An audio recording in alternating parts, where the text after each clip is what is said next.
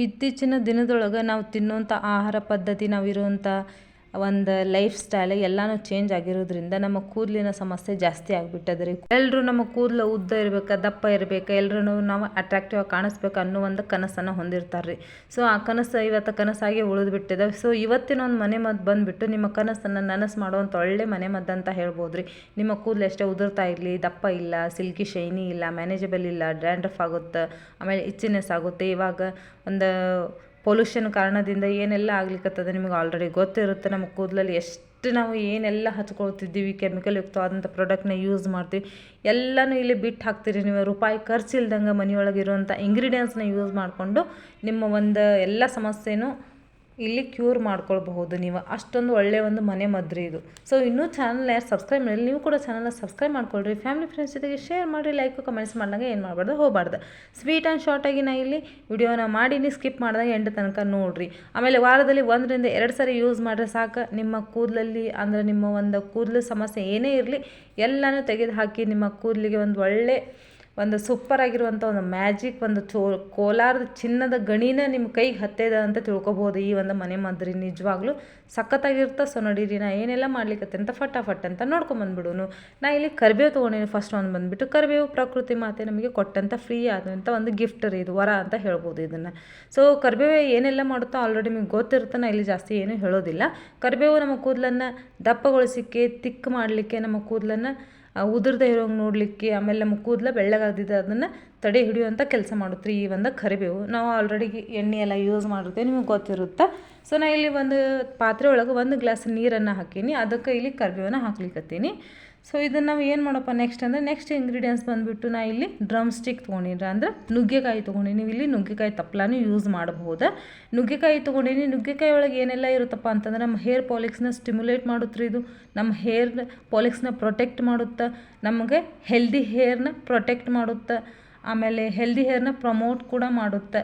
ಇದರೊಳಗೆ ಆ್ಯಂಟಿ ಬ್ಯಾಕ್ಟೀರಿಯಲ್ ಮತ್ತು ಆ್ಯಂಟಿ fungal properties ಇರುತ್ತೆ. ಇದು ರೋಗ ನಿರೋಧಕ ಶಕ್ತಿಯನ್ನು ಹೆಚ್ಚಿಸುತ್ತೆ, ಡ್ಯಾಂಡ್ರಫ್ನ ಕ್ಯೂರ್ ಮಾಡುತ್ತೆ, ಇಚ್ಚಿನೆಸ್ನ ಬರದೇ ಇರೋಂಗೆ ತಡೆಯುತ್ತೆ, ನಮ್ಮ ಅಂದರೆ ನಮ್ಮ ಸ್ಕ್ಯಾಲ್ಪ್ ಇನ್ಫೆಕ್ಷನ್ನ ತಡೆ ಹಿಡಿಯುತ್ತೆ, ದೂರ ಮಾಡುತ್ತೆ, ನಮ್ಮ ಸ್ಕ್ಯಾಲ್ಪನ್ನು ಕ್ಲೆನ್ಸಿಂಗ್ ಮಾಡುತ್ತೆ, ನಮ್ಮ ಹೇರ್ ಪ್ರೊಟೆಕ್ಟ್ ಮಾಡುತ್ತೆ, ನಮ್ಮ ಹೇರ್ನ ಸ್ಟ್ರಾಂಗ್ ಮಾಡುತ್ತೆ. ಇದ್ರ ಬಗ್ಗೆ ಎಷ್ಟು ಹೇಳಿದ್ರು ಕಡಿಮೆ ರೀ. ಕರೆನೇ ಒಂದು ಹೇರ್ ಬುಡಾನ ಕ್ಲೀನಾಗಿ ಇಡಲಿಕ್ಕೆ ಸಹಾಯ ಮಾಡುತ್ತೆ. ಇದ್ರೊಳಗೆ ವೈಟಮಿನ್ಸ್ ಜಾಸ್ತಿ ಇದಾವೆ, ಆಮೇಲೆ ಮಿನರಲ್ಸ್ ಇದಾವೆ, ಜೊತೆಗೆ ಒಂದು ಕೂದಲಿನ ಬುಡಕ್ಕೆ ಪ್ರೋಟೀನ್ಸ್ ಕೂಡ ನೀಡುತ್ತೆ ಇದು. ಸೊ ಆಲ್ಮೋಸ್ಟ್ ಇದ್ರ ಬಗ್ಗೆ ಎಲ್ರಿಗೂ ಗೊತ್ತಿರುತ್ತೆ. ಒಂದು ವೇಳೆ ಗೊತ್ತಿಲ್ಲ ಅಂದ್ರೆ ನಾ ಎಷ್ಟು ಹೇಳಿನಲ್ಲ ಅಷ್ಟಾದ್ರೂ ನೀವು ಯೂಸ್ ಮಾಡ್ಕೊಳ್ಳಿ, ಅರ್ಥ ಮಾಡ್ಕೊಳ್ರಿ.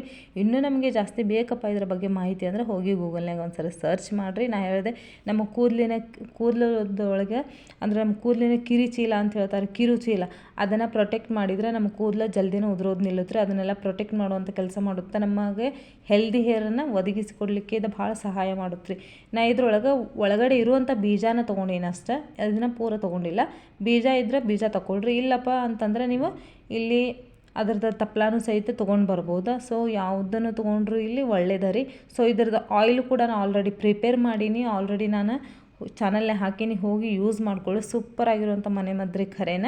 ಇಲ್ಲೇ ಕ್ವಾಂಟಿಟಿ ಹೆಚ್ಚು ಕಡಿಮೆ ಮಾಡ್ಕೊಳ್ರಿ, ನಿಮಗೆ ಎಷ್ಟು ಬೇಕು ಅಷ್ಟು ನೀವು ಇಲ್ಲಿ ಹಾಕ್ಕೊಳ್ರಿ. ನಾವು ಒಂದು ಪೂರನ್ನು ಸಹಿತ ನೀವು ಇಲ್ಲಿ ಹಾಕ್ಕೊಳ್ಬೋದು.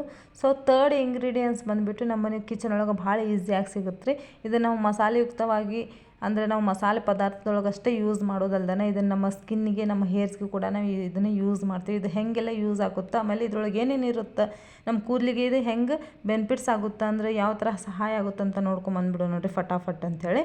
ಈ ಕಾಳು ಮೆಣಸೊಳಗೆ ವೈಟಮಿನ್ ಸಿ, ಎ ಮತ್ತು K, E, B2, B5, B6, manganese, ತಾಮ್ರ, ಕಬ್ಬಿಣ, ಕ್ಯಾಲ್ಸಿಯಂ, ರಂಜಕ, ಪೊಟ್ಯಾಸಿಯಮ್, ಸತು ಇಷ್ಟೆಲ್ಲ ಹೊಂದಿರುತ್ತೆ. ಇದ್ರ ಜೊತೆಗೆ ರೋಗ ನಿರೋಧಕ ಶಕ್ತಿಯನ್ನು ಸಹಿತ ಹೆಚ್ಚು ಮಾಡುತ್ತೆ. ಆಮೇಲೆ ನಮ್ಮ ನೆತ್ತಿಯ ರಕ್ಷಣೆ ಮಾಡುತ್ತೆ ಮೇನ್ ಆಗಿದ್ದು.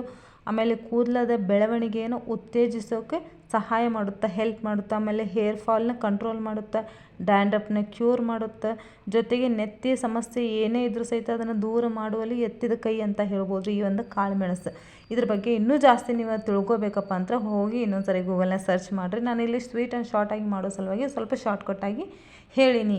ಸೊ ಇಷ್ಟು ಒಳ್ಳೆ ಒಂದು ಬೆನಿಫಿಟ್ಸ್ ಅದ ರೀ ಈ ಒಂದು ಕಾಳು ಮೆಣಸಿಂದ. ಕಾಳು ಮೆಣಸು ಉರಿಯೋದಿಲ್ಲ ಹಂಗೆ ಹಿಂಗೆ ಅಂತ ಕೇಳ್ತಿರ್ತೀರಿ, ಖಂಡಿತ ಇಲ್ಲ, ನೀವು ಯೂಸ್ ಮಾಡಿರಿ. ಆಮೇಲೆ ಇಲ್ಲಿ ಅಮೃತನೂ ಜಾಸ್ತಿ ಆದರೆ ವಿಷ ಆಗುತ್ತೆ ಅಂತ ಹೇಳ್ತಾರೆ ಹೌದಲ್ರಿ. ಸೊ ಹಾಗಾಗಿ ಇಲ್ಲಿ 4ರಿಂದ 5 ಅಷ್ಟೇ ಹಾಕ್ಕೊಂಡೀನಿ ನಾನು. ಇದನ್ನು ಜಾಸ್ತಿ ಯೂಸ್ ಮಾಡಬಾರ್ದು. ಸೊ ಯೂಸ್ ಮಾಡಿದರೂ ಸಹಿತ ಅದಕ್ಕೆ ಸೈಡ್ ಎಫೆಕ್ಟ್ ಕೂಡ ಇರುತ್ತೆ ರೀ ಹೌದಲ್ರಿ. ಸೊ ನೀವು ಏನೋ ಒಂದು ಈಗ ನಾವು ಶಿವಿ ಐತಿ ಅಂತೇಳಿ ನಾವು ಏನಾದರೂ ಊಟ ಮಾಡುವಾಗ ಚಲೋ ಹತ್ತೈತಿ ನಮಗೆ ಅಂತೇಳಿ ನಾವು ಒಂದು ಸರಿ ಅಂದ್ರೆ ಭಾಳಷ್ಟು ಒಂದು ಸರಿ ತಿಂದುಬಿಟ್ರೆ ಹೊಟ್ಟೆ ಬ್ಯಾನ್ ಬರುತ್ತೆ ರೀ. ಅದನ್ನು ಸ್ವಲ್ಪ ತಿಂದ್ರೆ ಅದು ಕಂಟ್ರೋಲ್ ಇರುತ್ತೆ ಅಷ್ಟಕ್ಕೆ. ಹಂಗಾರಿ ಇದು ಕೂಡ ಒಂದು 4ರಿಂದ 5 ಅಷ್ಟೇ ಯೂಸ್ ಮಾಡಿರಿ. ಇದು ಭಾಳ ಚಲೋ ಐತಿ ನಮಗೆ ಹೇರ್ಸ್ಗಂತ ಭಾಳಷ್ಟು ಹಾಕಿದ್ರೆ ಅದಕ್ಕೆ ಸೈಡ್ ಎಫೆಕ್ಟ್ ಕೂಡ ಇರುತ್ತೆ ಹೌದಲ್ರಿ. ಸೊ ನಾ ಇಲ್ಲಿ ಇದನ್ನು ಚಲೋತ್ನಂಗೆ ಕುದಿಸ್ಕೊಂಡೇನಿ.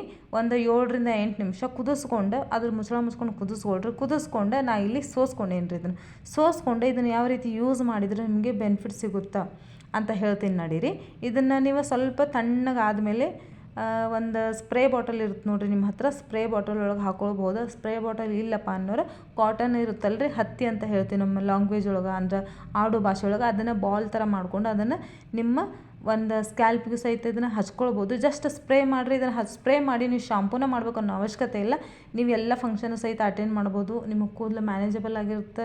ಆಮೇಲೆ ಚಿಪ್ ಅನ್ಸೋಂಗಿಲ್ಲ, ಏನೂ ಅನ್ಸಂಗಿಲ್ಲ ರೀ. ಇದನ್ನು ಯೂಸ್ ಮಾಡಿರಿ. ವಾರದಲ್ಲಿ ಒಂದು 2ರಿಂದ 3 ಸರಿನಾದರೂ ಇದನ್ನು ಯೂಸ್ ಮಾಡಿರಿ. ಜಸ್ಟ್ ನೀವು ನಿಮ್ಮ ಹೇರ್ ಬುಡಕ್ಕೆ ಇದನ್ನು ಸ್ಪ್ರೇ ಮಾಡಿದರೆ ಸಾಕು. ಸೂಪರಾಗಿರೋಂಥ ರಿಸಲ್ಟ್ ವಾರದೊಳಗೆ ಕಂಡುಕೊಳ್ಬೋದು ರೀ ನೀವು. ಸೊ ಮತ್ತೆ ನೆಕ್ಸ್ಟ್ ವಿಡಿಯೋ ಸಿಗ್ತೀನಿ. ಅಲ್ಲಿವರೆಗಿಲ್ಲ ನಮಸ್ಕಾರ.